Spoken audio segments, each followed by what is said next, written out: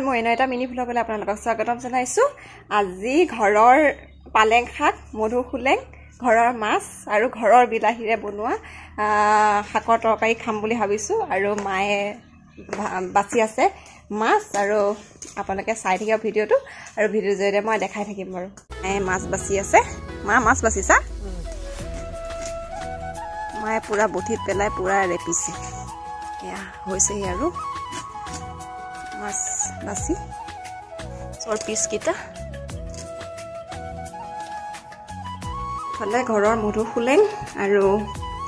ইয়াতে পালেং শাকো আছে পালেং শাক মধুসোলেং বিলাহী দি মায়ে মাছৰ তৰকাৰী বনাব আজি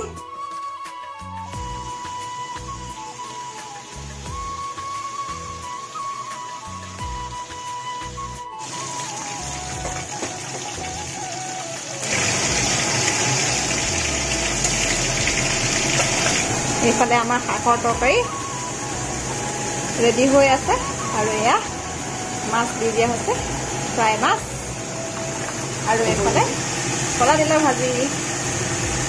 আহাৰ ৰেডি এইফালে ভাত কলডিলৰ ভাজি এইফালে পেটুকা ভাজি আৰু এইফালে শাকৰ তৰকাৰী মাছৰ সৈতে ভাতকেইটা খাই লওঁ